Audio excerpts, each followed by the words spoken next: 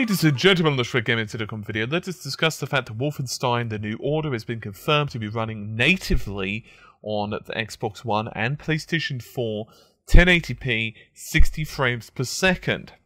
So let's discuss this just a hair. The game is being developed not by id, as you may expect, but of course Machine Games. They are, however, utilising the id Tech 5 engine. Now, it was confirmed by Pete Hines, who of course is Bethesda's marketing executive, that of course the two versions, the PS4, Xbox One, will be 1080p native, will be running 60 frames per second on both versions, and should have the same visual parity. Now, immediately the internet started to go aflame, and, you know, because there have been so many different versions of games which are running lower resolution on the PS4, on the Xbox One, compared to that of the PlayStation 4. Battlefield 4, for example, Call of Duty, lower resolution, Tomb Raider, lower frame rate, and so on and so forth.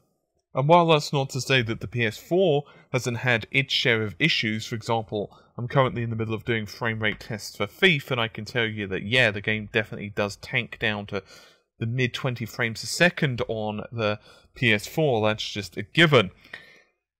But even so, the machine typically runs at 1080p, and the Xbox One seems to lag behind, and then so that's raised some questions, you know, what exactly is going on here? Unfortunately, there's not a whole lot of information that's being brought to the table as yet, because for a start with the frame rate, there's always that question of exactly how stable the frame rates are, and this is, by the way, the same for both versions. I would like to point out that just because the Xbox One may run at lower resolutions, it doesn't necessarily mean that the frame rate is going to be inferior to the PlayStation 4. Indeed, in some instances, the Xbox One frame rates are actually around the same, if not slightly higher than the PS4, because of the lower pixel amount it is having to push. And so we're going to have to see if it really does maintain 60 frames per second at all times. I wouldn't be surprised if both versions do drop a little bit. There's also, of course, some questions regarding just how much of a visual parity there are. In other words, is it going to be exactly the same levels of anti-aliasing, texture quality, and so on? For example, Thief on both Xbox One and PS4 was said to have pretty much visual parity. In reality, that's not quite the case. There are some definite differences. So you've got that. And finally, there's other questions as well. For example, how did the team manage to do this? It's possible, and one theory is that they are utilizing deferred rendering. In addition to that, they are most likely using mega textures / tiled resources. Another theory that I'm hearing bandied about is that the game really isn't that taxing on the GPU or memory subsystems. Perhaps it's just the way that id Tech 5 works.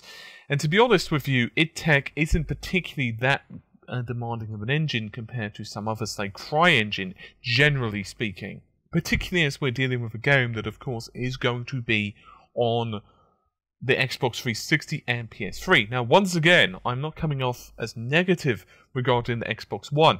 I personally am looking forward to seeing what both versions play like. Now, as a slight aside, I was also reading other comments and just kind of checking on the internet. It's actually amazing the amount of people that almost seem to be disappointed the fact that the Xbox One is running at 1080p 60 frames per second, and I don't really get that. I can assume they are PlayStation or Nintendo owners who are, for some reason, bothered by the fact that the version runs at 1080p 60. I don't really understand the logic behind that, if I'm honest. Now, personally, and this is from my own perspective here, as much as this news is pleasing to me, I am not super excited yet. Why?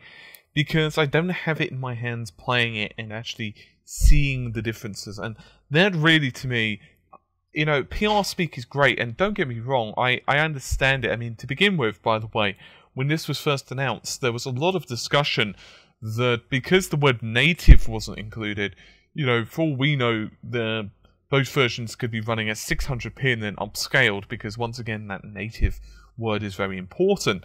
And then, of course, it was later added that the title would indeed be running natively at 1080p. The problem is with releases like this is typically a lot of the finite details. For example, are we missing something in terms of texture filtering? Are we missing tessellation in one of the versions? Are we missing, or perhaps going with a lower anti-aliasing? Perhaps a tighter FOV to reduce the amount of action on screen, and so on and so forth. And a lot of that kind of gets neglected. And also the frame rate thing. I'm looking around and I can't see super amounts of the frame rate. I hear it's running at 60, but whether that's constant or whether we get some fluctuations in there, maybe for example it might drop down to 40 on on one of the platforms, it's unknown. And I'm kind of looking forward to seeing it. Regardless, it's pleasing that it is 1080p, and hopefully, and more to the point, at least in my honest opinion, it's a good game. And it's very easy to get really caught up in the resolution and say, it's not running at 1080p, 60 or whatever, and then the game drops, and it's like, well, is the game any good? Because ultimately it can run at 500 frames a second and 1,000,000p, but if it sucks, who cares, right? So that to me is the more crucial of the two. I have to confess, I did play a little bit of the original Wolfenstein as well as some of the sequel, and I actually quite liked it for what it's worth. I kind of missed the old run and gun style, and I have to say that I'm kind of glad that this actually has that. So it's going to definitely be one of my list to check out. Anyway, hopefully you've enjoyed the video. Of course, I'll be doing graphics comparisons and so forth on RGT if you want to check those out on frame rate analysis and all the other jazz.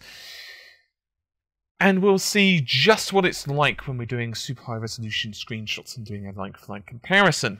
Anyway, meanwhile, I'm going to let you guys go. Hopefully you've enjoyed the video. I'll see you soon. Take care. Bye for now.